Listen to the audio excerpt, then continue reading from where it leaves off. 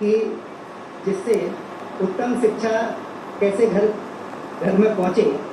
तो इसके लिए मैं आमंत्रित कर रहा हूँ प्रोफेसर डॉक्टर लोकेश जैन को कि लोकेश जैन साहब की मैंने बायोडाटा वास्तव में पढ़ा, 32 पेज का मैं तो पूरा पढ़ ही नहीं पाया। करीब करीब सैकड़ों इनके शोध पत्र हैं, हिंदी, अंग्रेजी, गुजराती तीनों भाषाओं पर इनका समान अधिकार है। तो कर्तव्यों का बोध कराती अधिकारों का ज्ञान ऐसी शिक्षा से ही मिल सकता है, सर्वोपरि सम्मान। मैं डॉक्टर लोकेश जैन को आमंत्रित करता हूँ कि वो आए और अपनी बात रखें।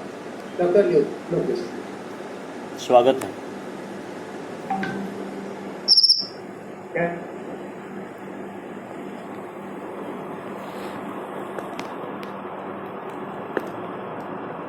लोकेश जी आपका माइक खोलिए। लोकेश जी आपका माइक खोलिए। आवाज आ रही है सर? हाँ, आ रही है।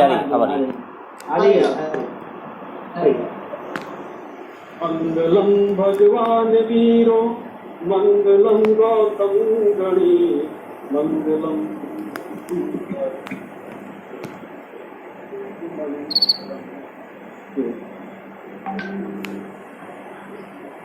सर्वोदय जैन शिक्षक फाउंडेशन के समस्त पदाधिकारीगण, भाई श्री प्रोफेसर जैन जी, आज के सत्र के अध्यक्ष doctor Yogesh ji, doctor Dharmendra ji, doctor Satish ji, doctor Mahendra ji, सभी को मेरा सादर जय जिनेन्द्र। शायद आप मेरी आवाज़ सब सुन पा रहे हैं, तो मैं चालू रखता हूँ। हाँ, आ रही है लोकेश जी। महेंद्र जी ने जिस तरीके से जो मंगलाचरण में जो बात की, मैं अपनी बात को वहीं से शुरू करता हूँ। जो मैत्री भाव की बात थी, उसी कंसेप्ट को लेकर के मुझे आपके साथ कुछ अपने विचार रखने हैं। और विचार शुरू करने से पहले मैं एक बात और रख दूँ, बहुत ही प्रबुद्ध लोग इसमें जुड़े हुए हैं। कुछ मेरे अग्रज भी हैं, कुछ अनुज हैं, कुछ मेरे साथी भी हैं, और कुछ को मैं जानता हूँ, कुछ को अब जानूँगा। सब काफ़ी लोग हैं, और ये जो मुहिम शुरू हुई है उसमें लंबे समय तक चलना है, एक शुरुआत है। तो बहुत सारी औपचारिकताएँ छोड़ करके मैं इसमें जुड़ना चाहता हूँ आज के सत्र में। मैं आपको बता दूं कि जो सर्वोदय की जो बात है, जैसे भाई महेंद्र जी ने जो बात की, डॉक्टर महेंद्र जी ने अपने जैन दर्शन, भारतीय दर्शन, सभी में इस चीज़ की चर्चा हुई। लेकिन क्योंकि हमारा जो संगठन है, हमारा जो फाउंडेशन है, किसी जाति धर्म का प्रतिनिधित्व नहीं करता है, नहीं किसी राजनीतिक दल का प्रतिनिधित्व करता है, इसलिए मैं अपनी बात एक सार्वजनिक प्लेटफॉर्म से रखना चाहता हूँ। अब सर्वोदय की सभी संस्कृतियों में है, लेकिन आज के युग की अगर मैं बात करता हूँ तो गांधी एक ऐसा व्यक्तित्व उभर के आता है जिनके आइडियोलॉजी से मैं लगभग 20 साल से जुड़ा अपने विद्यार्थी काल में, और अभी अध्यापन काल में। तो अध्यापन काल में लगभग 16 वर्ष से मैं यहाँ पर जुड़ा हुआ हूँ।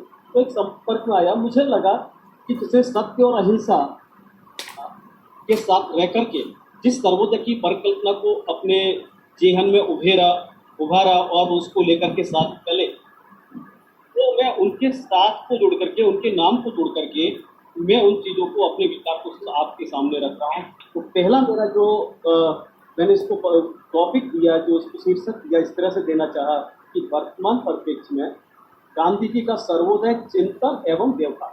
मैं दोनों पहलुओं की बात करता हूँ कि आज हम काम करने तो जा रहे हैं, हम सबकी, मेरी जो बात हुई अरविंद जी से उस समय में, और आप लोगों को भी जब बीच बीच में सुनता रहा, सभी जो हमारे श्रोतागण हैं, जब मैं जुड़ा तो मुझे लगा हम लोग सब कटिबद्ध हैं के लिए, उन लोगों के लिए काम करने के लिए जो जरूरतमंद हैं, जिनको आज हमारी ज़रूरत है, और जहां हम अपना कुछ बेहतर कर सकते हैं। तो उसको ध्यान में रखते हुए मैंने इसमें एक व्यवहार शब्द जोड़ा, और व्यवहार तक करने के लिए जरूरी था कि हम चिंतन की बात करें। बहुत ही कुछ 3 भागों में मैं अपनी बात को रखूँगा। पहला भाग होगा कि हमारा सर्वोदय का जो ख्याल है, सर्वोदय का जो चिंतन है, सर्वोदय के अभिगम है, तो मेरी समझ बनी हो तो क्या, एक चीज। दूसरी बात, गांधी और सर्वोदय के बीच में जो एक नाता था, जिस चीज को हम आज तक समझते, वो नाता कहाँ और कैसे रहा, तो एक बैकग्राउंड पर मैं उस पर आपसे बात करूँगा। तीसरी बात, जो हमारा आज का एक मुद्दा है, जो मैं समझ पा रहा हूँ, मेरी समझ है, आप मुझे करेक्ट कर सकते हैं। तीसरा जो मुद्दा है वो ये है कि हम अब क्या कर सकते हैं इस सर्वोदय को लेकर के, और विशेष करके मैं बात करूँ आपके सामने गुजरात के उन प्रयोगों की जो कि सर्वोदय की अवधारणा के आधार पर या कुछ हो रही है। तो अब शुरुआत कर रहा हूँ अपने उस शब्द से जहाँ मैंने अवधारणा की बात की है। सर्वोदय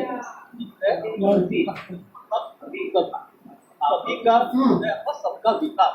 आज जो नारा दिया जा रहा है सबका विकास, वो बात ठीक है, वही हमारी बुनियाद है जो सबके विकास की बात है। उसका मकसद ये था कि समाज के अंतिम छोर पर जो रहने वाले व्यक्ति हैं अथवा सामाजिक और आर्थिक रूप से जो हाशिए पर आ चुके जो लोग हैं, अथवा वे जरूरतमंद समुदाय, वे समाज के असहाय बच्चे हो, वृद्ध हो, विकलांग हो, आज जो भी जरूरतमंद हैं, हमें उनको इस तरीके से सशक्त बनाना है कि वो विकास की मुख्य धारा में जुड़ सके।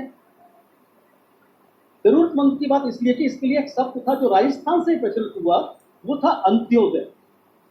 हम पर्कुलेशन थ्योरी पर विश्वास नहीं करते। सर्वोदय का जो कंसेप्ट है वो ये नहीं है कि सबका विकास हो तो जहां से ऊपर से हम शुरू करें नीचे तक पहुंच जाए। पर्कुलेशन थ्योरी का मतलब ये होता है, मान लीजिए खेत में पानी देते सोचते हैं कि नीचे की तह तक पानी पहुंचेगा, एक बार ऊपर को तो दे दो, नहीं। गांधी यहाँ चलता है अंत्योदय से, नीचे से बात करता है, बॉटम अप अप्रोच से बात करते थे गांधी यहाँ पर। वो कहते हैं सबसे पहले सबसे जरूरतमंद व्यक्ति के पास है। तो ये सर्वोदय का जो शाब्दिक जो ख्याल था वो इस तरीके। और क्या है दूसरी बात, सर्वोदय का जो मुख्य घटक है, जो मुख्य चीजें हैं, वो किस तरीके से एक सर्वोदय क्या है, एक सामाजिक आंदोलन है, जन जागृति का आंदोलन है, मानवीयता का आंदोलन है।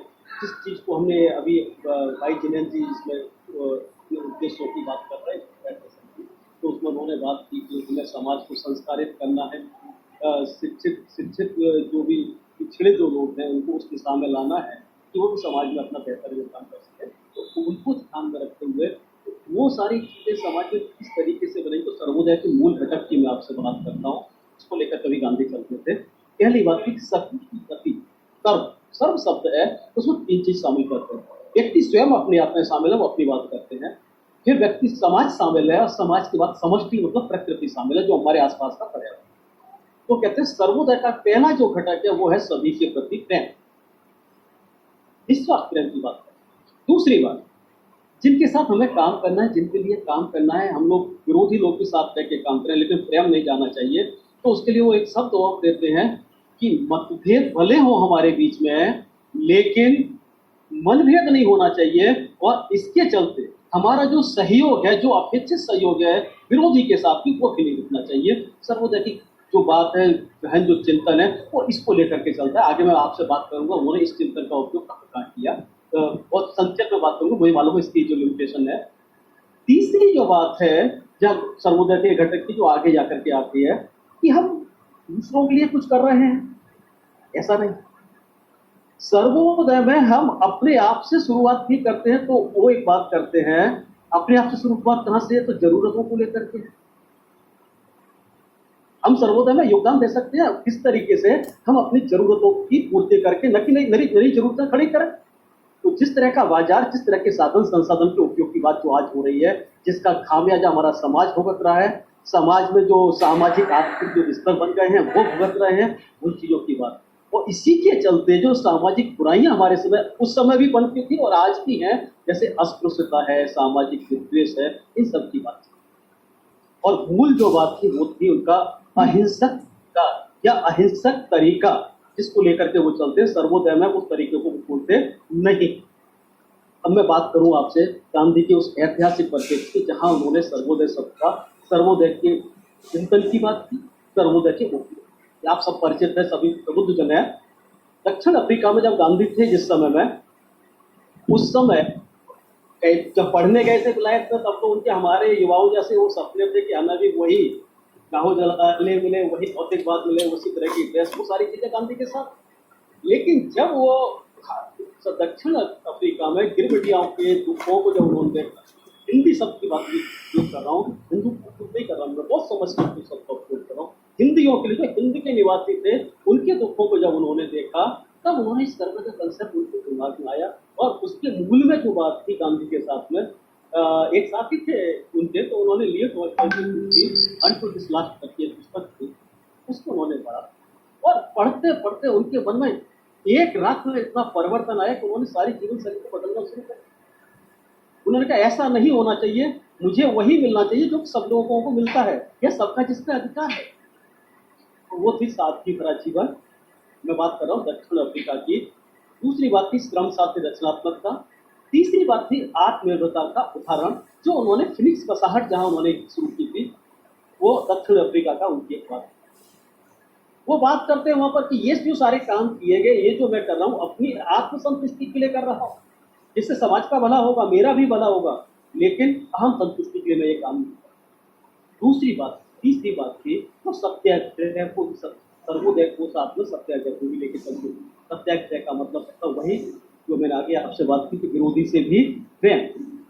तो विरोधी का भी उन्होंने विरोध किया, उसकी नीतियों का। कहते हैं मरीज को मारना, मरीज को नहीं मारना, उस तरीके से वो चले। तो वो भी सर्वोदय को लेकर के बोलते मैं विरोधी का भी विरोध नहीं करूंगा। तीसरी बात उन्होंने सर्वोदय में जो हमको सीखनी है, मानने वाले सभी से निवेदन इस चीज का करना चाहूंगा, हम जो, हमसे मेरा मतलब मेरे सभी, हम सब एक एक महारथी हैं, एक एक सेना से ज्यादा है। हमें उस तरीके से अपने कार्य क्षेत्र में काम करना है कि हम सेकंड लाइन लीडरशिप को डेवलप कर सकें। ये हमें गांधी से सीखनी पड़ेगी। गांधी का जो भी दक्षिण अफ्रीका की बात करें, फिर भारत में मैं वापस आता हूं, तो उन्होंने हर आंदोलन में, हर सर्वोदय के काम में वही नहीं रह कर मैं ही रहूं, उन्होंने हर जगह सेकंड लाइन लीडरशिप की तैयारी की, जो मैनेजमेंट की उसकी काम करता है। दूसरी बात, लीडरशिप तो उन्होंने तैयार की। ये और समझने वाली बात है जो हम अपने जीवन में अभी बिठाने काम करते समय आगे चल रहे हैं, जब हम कि उन्होंने जिम्मेदारियों का विकेंद्रीकरण किया, जिम्मेदारियों को सौंपा, लोगों को हार्दिक बनाया, लोगों की समझ विकसित की, लोगों में विश्वास रखा कि मेरी जो साथी है वो ये काम कर सकते हैं, लेकिन वो अपनी जिम्मेदारी से हटे नहीं। उन्होंने बराबर उस पर निरीक्षण रखा कि कहीं वो अपने रास्ते से भटक न जाएं। तो ये जो समन्वय है जिम्मेदारी को सौंपने का और फिर भी उस पर निगाह रखने की जो बात है, ये शायद हमारी करके अगर हम सर्वोदय पर चलते हैं तो हमारा ये रोल रहेगा, हमारी ये भूमिका रह सकती है जो हम उनके व्यक्तित्व से सीख सकते हैं। अब मैं तुरंत इसके बाद भारत में आता हूँ। भारत में जब गांधी आते तो 1915 और 1917 के बीच में जो उनके काम है, बहुत ही पीड़ काम कह सकते हैं या नींव के काम कह सकते हैं, बुनियादी काम है। उस समय अहमदाबाद में रहते हुए उन्होंने कोचरब आश्रम शब्द उनके लिए बहुत अलग था, वो आगे आकर उसकी बात करूंगा। कोचरब आश्रम, आज साबरमती आश्रम, 1917, ये इन आश्रमों की स्थापना की। और सबसे पहली जो लड़त थी सर्वोदय के काम को लेकर के, जो शिक्षा की जो हम मुहिम की बात कर रहे हैं, मैं आपको ले चलता हूँ 1917 में। 1917 में पहला सत्याग्रह जब उन्होंने चंपारण में लड़ा, तो वो लड़ाई कानूनी लड़ाई थी, वो भी सर्वोदय का ही एक काम। लोगों की मदद थी जिस समय उनको उनकी जरूरत थी, लेकिन वहां भी उन्होंने न सत्य का पहलू छोड़ा, न अहिंसा का दामन छोड़ा, न ही उन्होंने अंग्रेज सरकार से भी उन्होंने कोई भी द्वेष रखा। हालांकि उन्होंने उनकी उन गलत नीतियों का विरोध कर सारे नियम तोड़े, लेकिन वो सजा के लिए तैयार। तीसरी बात, जिस शिक्षा की हम बात कर रहे हैं, उन गरीबों बच्चों की बात कर रहे हैं, वहां उन्होंने उस आंदोलन में फतह पाने के बाद अपने कार्यकर्ताओं से या वहां के स्थानीय कार्यकर्ताओं को जोड़ते हुए शिक्षा की मुहिम, जहाँ कस्तूरबा उनके साथ थी, तो वह शिक्षा की मुहिम उन लोगों के लिए शुरू की। हालांकि उसमें उतनी सफलता नहीं मिली जितनी कि उन्हें अपेक्षित। वो चीजें एक अलग चीज है, लेकिन उनका जो तरीका था उसमें उन्होंने जरा भी फेरफार नहीं की। तो इसी क्रम में मैं आपसे बात करूं गांधी जी की, 1917 के बाद 1920 बहुत बड़ा काम किया था गांधी ने सर्वोदय की नींव को मजबूत करने के लिए, भारत में रखने के लिए। क्योंकि वो उस समय भी कहते थे हमें अंग्रेजों को नहीं भगाना है, स्वराज पाने के लिए हमें अंग्रेजियत को भगाना है, और अंग्रेजियत को जब हम भगा पाएंगे तो उसके लिए जरूरी है सच्चा स्वराज। सच्चा स्वराज हमारी राजनीतिक आजादी नहीं था, सच्चा स्वराज था हमारी आर्थिक आजादी, स्वावलंबन, आत्मसम्मान, हमारा सच्चा स्वराज था। और इस सच्चे स्वराज को लाने के लिए 18 अक्टूबर 1920, आज लगभग हम 100 साल पूरे कर रहे हैं, उन्होंने गुजरात विद्यापीठ की स्थापना की, जहां से उन्होंने वो सर्वोदयिक कार्यक्रम वहां निकले, वहां से ऐसे अध्येता वहां से निकले कि जो कि गांव में बैठ करके, समाज के बीच में बैठ करके, समाज के उत्थान के लिए, समाज को शिक्षित करने के लिए, शिक्षित करने का मतलब भी मैं आपको यहाँ बता दूं, आज की बात आएगी फिर पहले ही बताता हूं मैं। उनका शिक्षित करने का जो मतलब था वो 3H के आसपास खुलता है। 3H का मतलब था शिक्षा कैसी हो। पहला एच था उनका कि वो व्यक्ति को हेड एंड हार्ट, हेड से हमारा उनका आशय था क्योंकि उन्हें वो तार्किक रूप से विवेकवान बनाए, वो सही गलत का निर्णय करे। हेड का मतलब ये नहीं था उनका कि जैसे आज होता है कि आज मान लीजिए कोई व्यक्ति अगर सीए बनता है तो उसकी सफलता इस चीज पर निर्भर करती है कि वो सामने वाले का टैक्स कैसे बचाता है, पर निर्भर नहीं है कि उनके अकाउंट को कैसे चेक करता है। तो ये चीज नहीं, तो वो कहते हैं हमें सही गलत का निर्णय करना है, हमें गणितवादी नहीं बनना है, हमें वो तर्क लाने हैं जो कि सही गलत का हमारी जिंदगी में निर्णय कर सके, हम सही को स्वीकार कर सके। है दूसरी बात थी हेड हाथ का हमारा उनका मतलब था कि शिक्षा ऐसी हो जो बेरोजगारों की भीड़ खड़ी न करे। शिक्षा का मकसद ये होना चाहिए कि हर आदमी अपने काम को पहले से ज्यादा बेहतर तरीके से कर सके, शिक्षा श्रम साध्य बना सके, श्रम के प्रति शर्म उत्पन्न न करे। जैसा कि आज हो रहा है, जैसे जैसे व्यक्ति पढ़ता चला जाता है उसकी शर्म उतनी ही बढ़ती चली जाती है, वह श्रमपूर्ण कार्यों, जब श्रम हमारी। तीसरी बात थी हार्ट, जिसका आज हमें भी जरूरत है। तो तीसरा एच वो लेकर के चलते हैं, तो वो था संवेदनशीलता।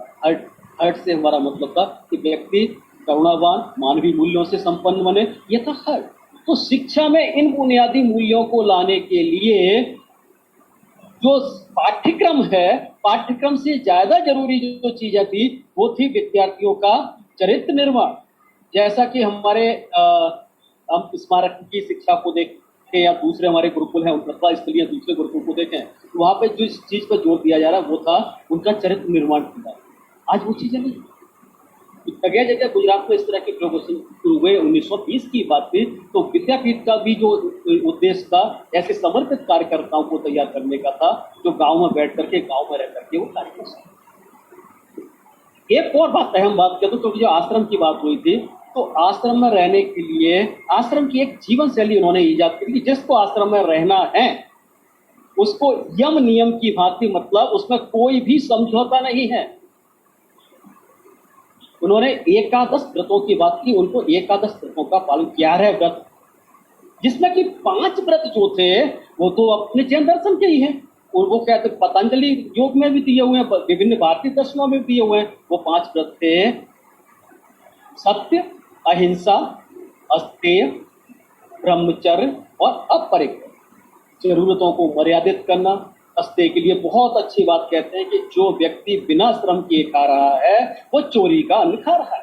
अब बात वहां उसको देख लें, अगर बहुत बड़े परिप्रेक्ष्य में जाए तो हमारी आजीविका की बात और सब की बात उसमें आ जाती है। तो अपरिग्रह की बात को लेकर के वो करते हैं। अगर अपरिग्रह का व्रत अपनी जरूरत, मिनिमम जरूरतों के अनुसार अगर लोगों ने, परिमाण रख के लोगों ने अपनाना शुरू कर दिया, तब क्या होगा? समाज में कहीं कमी दिखेगी ही नहीं। आज जो कमी है वो किसकी है कि मैं हर कोई व्यक्ति 7 पीढ़ियों का तो जोड़ के रखता है और 8वीं पीढ़ी के लिए चिंतित है कि 8वीं पीढ़ी का क्या होगा। अंत नहीं है इस मृग तृष्णा का, लालसा का, ये अपरिग्रह की बात। अब बाकी के जो 6 व्रत हैं, शायद कुछ मेरे दोस्तों को मालूम होंगे, मैं बात करूं, वो 6 व्रत हैं वो समाज की उस स्थिति को ऊपर लाने के लिए थे। उनके वो 6 व्रत कि जिससे समाज ऊपर आएगा, बच्चों का विकास होगा, समाज में एक संस्कृति का विकास होगा। वो 6 व्रतों पर 2 मिनट में अपनी बात पूरी करूंगा। पहला व्रत था श्रम, श्रम के प्रति सम्मान की बात। हमें अपनी जरूरत को पूरा करने के लिए बिना श्रम के अगर हम समाते हैं तो हम दूसरे के हकों पर कुठाराघात करते हैं कि नहीं। दूसरी बात थी अभय क्या है? हम ऐसा वातावरण पैदा करें, ऐसे समाज की रचना करें, हमारे व्यवहार ऐसे हो हमसे कोई डरे और न हमें किसी से डरना पड़े। एक इस तरह की जो वातावरण है समाज में वो पैदा हो, इसलिए तो कहते हैं ये वातावरण होना चाहिए। भले हमारे आजीविका क्षेत्र में है, भले हमारे रहने के क्षेत्र में है, दैनिक क्षेत्र में, हर जगह अभय की बात नहीं करें भी कर रहे हैं। वो बात है स्वदेशी। ये 5 व्रत मैंने पहले था, 2 हो गए 7, ये 8वां व्रत हुआ स्वदेशी। स्वदेशी का मतलब क्या था? जो आज ऐसा कोई बना दिया भारत का, मतलब उसकी बात। और सुलझा हुआ उनका कंसेप्ट था स्वदेशी की भावना, जो कि पूर्णतया मैत्री, दया, करुणा उसको समेटे हुए है। अब ये गणित आज का जो हमारा अर्थ का गणित ये है कि हम सस्ती वस्तुएं खरीदें, जहां से हमें मिल रहा है सस्ता खरीदें, सुंदर खरीदें। जब गांधी कहता है नहीं, हम अपनी जरूरतों को पहले पूरा करने के लिए अपने पड़ोस से जो बन रहा है हम उसकी जरूरतों को उसके द्वारा बनाई हुई वस्तु का उपयोग उसी प्रेम से करें, ताकि उसको भी इनकम हो। जब उसको इनकम हो तो दूसरे आगे चले। वो सर्कुलेशन की जो बात है, एक इनकम चक्र की जो बात है, तब वो गांव की अर्थव्यवस्था मजबूत होगी। हर व्यक्ति आत्मनिर्भर बन सकेगा। कौन सा निर्भर? हर पड़ोसी मेरा आत्मनिर्भर बनेगा, जो हमारी एक दूसरे की जरूरतों को पूरा कर रहा है। तो आत्मनिर्भरता और परस्पर अवलंबन इस स्वदेशी की भावना से पूरा होना चाहिए। ये 8वां व्रत हो गया। 9वां व्रत है जो हमारी जीवन शैली से जुड़ा हुआ है, वो था अस्वाद व्रत। हमारे जैन दर्शन में इस अस्वाद व्रत को हम कहते हैं संयम में जीवन। जैन विश्वार्थी में हमारे साथी अध्यक्ष महोदय हैं, तो वो जानते होंगे, आचार्य तुलसी महोदय ने भी, आचार्य तुलसी जो थे उन्होंने भी संयम में जीवन की बात, उनकी प्रार्थना है जो हमारे, मैं संयोग के रहा के आचार्य तुलसी कॉलेज में मैंने 6 साल काम किया, तो अणुव्रत की जो प्रार्थना है उसमें भी संयम में जीवन की बात कही गई, मुझे पसंद। जब मैंने इस चीज को देखा, जब गांधी अस्वाद व्रत की बात करते तो वो कहते, उन्होंने समाज की परिस्थिति देखी तब इस व्रत को बाहर लाए। बोले किसी के पास तो इतना ज्यादा है कि बाहर फिक रहा है, लोग जरूर से ज्यादा खा रहे हैं, गरिष्ठ भोजन खा रहे हैं, उससे क्या हो रहा है, उनकी सेहत बिगड़ रही है एक तरफ, और दूसरी तरफ हजारों लाखों गरीब लोग इतने हैं जिनको भी दाना भी नसीब नहीं हो रहा है। तो वो कहते हैं हमें शरीर हमें जो मिला है वो साधना के लिए मिला है, और इस साधना के अनुरूप ही हमें खाना है। तो हम आश्रम के नियमों का पालन, आश्रम के नियमों का मतलब था समाज की एक ऐसी व्यवस्था लाना, समाज को एक ऐसी व्यवस्था की ओर ले जाना था जहाँ की लोग सादगी से रह सके। तो ये व्रत था अस्वाद व्रत। अब एक बहुत बड़ा व्रत था जिसकी आज भी कहीं कहीं जरूरत है। हम अपने स्कूलों में भी देख सकते हैं, शिक्षा संकुल में भी देख सकते हैं, कई बार हम कई जगह ऐसा लगता है, वो था अस्पृश्यता निवारण का व्रत। गांधी बहुत शुरू से लेकर के मैं बात करता हूँ, जब से उन्होंने विद्यार्थी जीवन शुरू किया तब से उनके दिमाग में, उनके जेहन में, उनके हृदय में इस चीज को प्रस्फुट करें, क्यों ये समाज में ऊंच नीच है, भेदभाव है, किस तरह के भेदभाव। तो इन सब भेदभावों को हटाने की बात थी। हालांकि मैं माफी चाहूंगा अपने सभी प्रबुद्धजनों से, किसी की मान्यताएं, किसी के आदर्श उनसे लड़ते हो, माफी चाहूंगा उसके लिए, क्योंकि हमारा धर्म वहां इजाजत नहीं देता हो, हमारे समाज की संस्कृति वहां इजाजत नहीं देती हो। लेकिन अगर हम महावीर की संस्कृति की बात करें तो एक भील को भी, एक सिंह को भी जहां धर्मोपदेश मिलता है मुनि से, तो आज का वह अछूत वर्ग कहा जाने वाला व्यक्ति, उसे हम अपने साथ क्यों नहीं ले जा सकते। एक सोच है हम अच्छे व्यक्ति के साथ बैठे हैं, फिर बुरे को हम अच्छा कैसे बना पाएंगे, हमारी सोच कहाँ जाएगी। तो अस्पृश्यता निवारण की बात है, उसके चलते हम जो अमानवीय व्यवहार कर रहे हैं हम उसको रोक।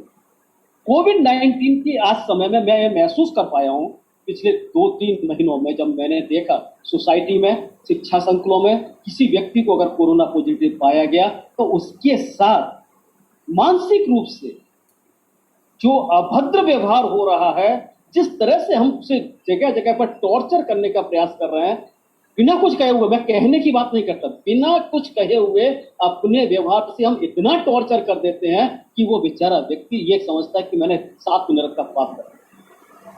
तो अस्पृश्यता विविध स्वरूपों में हो सकती है। जब मैं RTE एक्ट, शिक्षा से जुड़ा हुआ जो एक्ट है, उसके बारे में जब बात कर रहे थे, शुरू की बात थी, तो वहां देखा गया सरकार ने अधिकार दे दिया, स्कूल भी अपने यहाँ RTE की बच्चों को लेने के लिए तैयार हो गए, लेकिन उन बच्चों को जो उच्च जाति के जो बच्चे थे उनके साथ बैठाने के लिए तैयार नहीं हुए, बैठाना भी पड़ा इंस्पेक्शन के तहत। इंस्पेक्शन जब हुआ तो उनकी अलग पहचान बना दी गई, किसी के बाल तिरछे बिरछे काट दिए गए, लोग उससे अलग देखें, अलग समझें।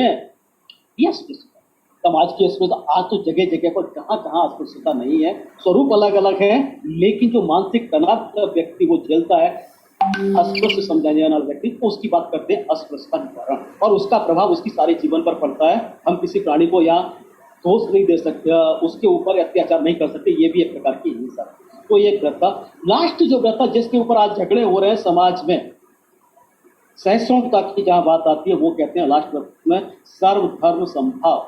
सब धर्मों में जो भी अच्छा है उसे हम ग्रहण कर सकते हैं, हमें तो अच्छा ही लेना। धर्म का मतलब है धारण करना, ग्रहण करना। वो गीता की भी बात करते हैं, बुद्ध की भी बात करते हैं। हालांकि मैं गांधी की वकालत में बिल्कुल नहीं कर रहा, मैं तो खाली उन व्रतों की बात कर रहा हूँ जिन सर्वोदय के हम व्यापक विश्व को हम अपने आसपास बनाना चाहते हैं कि सर्वोदय के तहत हम कर क्या सकते हैं, किस तरीके से कर सकते हैं, उसकी सैद्धांतिक पृष्ठभूमि की बात मैंने आप लोगों के सामने यहाँ रखी है कि गांधी इन व्रतों के जरिए यहाँ अपनी बात रख देते हैं, रख करके चलते हैं। तो गांधी और सर्वोदय के बीच में जो नाता है वो ये था। दूसरी बात वो वहाँ करते हैं, बहुत ही संक्षेप में बात करता हूँ। 1909 उसको भी 110 साल आज हो चुके हैं। 1909 में उन्होंने लगभग 20-25-22 पेज की एक किताब लिखी, हिंद स्वराज। गांधी के बारे में एक बात और बता दूं, उन्होंने अब तक जो कुछ भी लिखा उसके बारे में उन्होंने कहा कि किसी भी विषय वस्तु के संदर्भ में कहा गया मेरा अंतिम कथन ही सत्य माना जाना चाहिए, क्योंकि वो अनुभव के आधार पर गढ़ा गया होगा। पहले की बातों को भूल जाना चाहिए, मेरी गलती सोच के माफ कर देना चाहिए। लेकिन 1909 में जिस चिंतन को, जो ग्रामीण विकास का चिंतन है, जो मानवीय विकास का चिंतन उन्होंने 22 पेज में लिखा, जिसको कि मैं अपने अनुभव के आधार पर ग्रामीण विकास की गीता कहता हूँ, समझता हूँ। तो 1909 में जो हिंद स्वराज किताब लिखी थी उसके बारे में वो कहते हैं कि इस किताब के एक भी शब्द को कम करने की, बदलने की मुझे उम्र जरूरत महसूस नहीं हुई। तो वो शब्द उसमें क्या था? एक शब्द था उसमें, सभ्यता, जिसकी बात हम संस्कारों के रूप में आज हम कर रहे हैं कि किस तरह की सभ्यता हम अपने समाज में चाहते हैं। वो कहते हैं सभ्यता को लेकर के एक अहिंसक समाज रचना हम चाहते हैं। कहाँ से आएगी? वो भी हमारे जो आजीविका व्यवहार हैं, जो हमारे उपभोग व्यवहार हैं, उनमें अहिंसा का दर्शन पैदा करने से आए, उनमें मानवीय मूल्यों का दर्शन पैदा करने से आएगी। तो कहते हैं क्या हो, किस तरह का दर्शन हो? आज आत्मनिर्भरता की बात हो रही है, लेकिन वो दर्शन स्पष्ट नहीं है कि किस तरीके के रोजगार हमारे समाज में हो। जैन दर्शन बहुत क्लियर है। जैन दर्शन कहता है कि कोई भी ऐसा रोजगार समाज में नहीं होना चाहिए जिससे कि किसी भी प्राणी मात्र को कष्ट होता हो, हिंसा होती हो या उसके अस्तित्व को क्षति पहुंचती हो। गांधी उस चीज को समझ करके 1909 में उन चीजों से किया जाता है। गांधी उन व्यक्तियों की पीड़ा को समझते हैं जिनको हाथ में रोजगार मिलना चाहिए, जिनको 2 टाइम की रोटी मुबस्सर होनी चाहिए। तो कहते हैं हमारी खेती होनी चाहिए। खेती भी कैसी? कोई जहर वाली खेती नहीं। अगर सभी खाद्यान्न हो जाएंगे तो उसकी कमी नहीं पड़ेगी जिससे हम जहर डाल रहे हैं खेती में। तो उसकी ऑर्गेनिक फार्मिंग की बात वो उस समय कर जाते हैं 1909 में। उसके बाद वो बात करते हैं हस्तकला की, हुनर की, कुटीर उद्योगों की बात करते हैं, जो प्रोसेसिंग यूनिट की हम बात कर रहे हैं, डिसेंट्रलाइज इकोनॉमी की जो बात है वो गांधी उस समय में करते हैं। ये चीज का एक ऐसा लोक आधारित न्याय व्यवस्था की बात वो कर जाते हैं। आरोग्य के संदर्भ में भी वो एक चीज किए जाते हैं कि समाज का उत्थान या समाज की प्रगति का आकलन हम हॉस्पिटलों की संख्या से नहीं कर सकते, इतने बेड का हॉस्पिटल है। समाज की प्रगति का आकलन तो इससे होगा कि हमारे जहाँ समाज में लोग बीमार नहीं पड़ते, हमारी जीवन शैली ऐसी हो कि जहां समाज में लोगों को अस्पताल तक जाना नहीं पड़े। वो आरोग्य स्वराज की बात उस रूप में कर जाते हैं। वो कहते हैं वकील हमारे यहाँ कैसे हो? आज तो वकीलों का काम क्या है? किसी तरीके से झगड़ा बढ़े और केस लंबा चले, तारीख पे तारीख पड़े, हमारी फीस बनती रहे। लोग कहते हैं नहीं, समाज में वकील भी हानिकारक हैं। वो सभ्यता की बात है। वो टेक्नोलॉजी की बात इसलिए मना कर रहे हैं, उस समय अति टेक्नोलॉजी होगी तो मानव को श्रम से दूर कर देगी, मानव को बेरोजगार बनाएगी। वो उस टेक्नोलॉजी का विरोध नहीं करते हैं जो कि सभी मानवों के लिए उपयोगी है। उस समय सिंगर मशीन की बात थी तो उन्होंने कहा बहनों की मुश्किलें से दूर हो रही है। बहुत अच्छी चीज, स्वागत किया उन्होंने। तो न्याय व्यवस्था सारे विषयों को लेकर के चलते मैं इसलिए इस बात को रख रहा हूं कि सर्वोदय का क्षेत्र मात्र पढ़ाने तक ही सीमित नहीं है। सर्वोदय का क्षेत्र बहुत सारे चीजों तक व्यापक है। तो ये बात इसलिए रखना जरूरी हो गया क्योंकि हम सब की जो रुचि है, हम सब के जो इंटरेस्ट हैं, हमारी सबकी जो क्षमता, हमारी दरेक व्यक्ति की जो क्षमताएं हैं वो सब अलग अलग। और ऐसा नहीं है कि शिक्षा में ही काम करने वाला व्यक्ति ही सर्वोदय का काम करेगा, ऐसा भी नहीं है। क्या काम होंगे ये हम तय नहीं करेंगे, इसको तय करने वाले हमारे अलग अलग इंडिकेटर्स होंगे। तो मैं ये कहूंगा हमारे यहाँ मान लीजिए 500 व्यक्ति शिक्षक इसमें जुड़ते हैं तो हमारे पास 500 मॉडल होंगे, रोल मॉडल होंगे जिनको की दुनिया देखेगी। सर्वोदय के काम ये 500 प्रकार से डाइवर्सिफाइड अलग अलग तरीके के काम आएंगे निकल करके। मैं अगली बात आपके सामने रख रहा हूँ इस चीज को लेकर के कि गुजरात और सर्वोदय की थोड़ी बात कर लूँ क्योंकि उन्हें समय दिया गया है, शायद मेरे पास अभी समय है 5-10 मिनट का, मैं बात कर लेता हूँ। गुजरात में मूल रूप से जो बात हुई थी वो हुई थी खादी से शुरुआत। जैसा कि आप लोग भी समझते होंगे, सर्वोदय मंडल जब चला तो खादी की बात, खादी केवल वस्त्र नहीं था, विचार, खादी की पूरी प्रोसेस से अगर हम देखें कपास उत्पादन से लेकर के वस्त्र उत्पादन, वस्त्र सिलने तक की प्रक्रिया में जो जो लोग जुड़े हुए थे, मैं तो अपने गांव से बात, लगभग 10 प्रकार के सब लोग थे। कत्तन अलग था, उसको बुनने वाला अलग था, रंगरेज अलग था, सिलने वाला अलग था, कई सारे लोग उससे जुड़े, सबकी रोजी चल रही थी। तो वस्त्र विचार वो बात चली, लेकिन आज वस्त्र के रूप में लोग नहीं चल पा रहे हैं। कोई वो नहीं है कि हम उसकी परंपरा पर लीक को पीटते चले, हम लीक से अलग चलते हैं। उन्होंने बात की कुटीर उद्योगों की बात। सेवा का नाम शायद आप लोगों ने सुना होगा, सेवा एक इंटरनेशनल संस्था है और उसकी जो संचालक है इलाबेन भट्ट, सेल्फ एम्प्लॉयमेंट एसोसिएशन पूरा नाम है सेवा का। गुजरात में ही नहीं पूरे भारत में उनके काम है, लोगों को आत्मनिर्भर बनाने के काम है। स्वावलंबन का जो कंसेप्ट है उसको उन्होंने किस तरह से डेवलप किया। स्थानीयता की बात करते थे, लोग अपनी जरूरत को पूरा करें। उन्होंने एक अनुबंध नाम की कुछ समय पहले पुस्तक बाहर लिखी, तो उसमें कहा कि हमारा जो दायरा है कम से कम एक तय तो करें, 50 किलोमीटर, 100 किलोमीटर, उस 100 किलोमीटर के दायरे की ही वस्तु हम खरीदें। जरूरी नहीं एक ही गांव में सारी वस्तुएं बन सके हैं, लेकिन उन गांव का परिमाण करें जिससे कि 100 किलोमीटर के विस्तार में जहां जहां हमारी पहुंच है उतने लोगों को रोजगार मिल सके। की बात उन्होंने की। उन्होंने उन वीमेंस वर्कर्स की बात की जैसे घरों में जिनका शोषण होता था, घर काम की, उनको ट्रेनिंग की बात, उनकी मार्केटिंग की बात, जो प्रोड्यूस वहाँ पे होते हैं गांव में है, लोगों के जो हस्तकलाएं हैं उनको बाहर लाने की बात, बहुत बड़ा काम उन्होंने इलाबेन ने वहाँ किया। तो एक मैं इसकी बात आपसे कर रहा हूँ। मैं बात कर रहा हूँ विनोबा को लेकर के। विनोबा बात करते हैं, विनोबा का तो भूदान आंदोलन की बात करें, ग्राम दान आंदोलन की बात करें, फिर उनके विनोबा के जो पवनार आश्रम है महाराष्ट्र में उसकी हम बात करें तो ब्रह्म योग से लेकर के वो बात करते हैं समाज के उस चीज को वहां तक जोड़ने की। एक ही चीज, अब विद्यापीठ की हम बात करते हैं, विद्यापीठ जैसी संस्थाओं की बात करते तो गुजरात में इसका बहुत बड़ा जमावड़ा है, बहुत सारी संस्थाएं काम कर रही है। मैं आपको बताऊं, जैसे विद्यापीठ से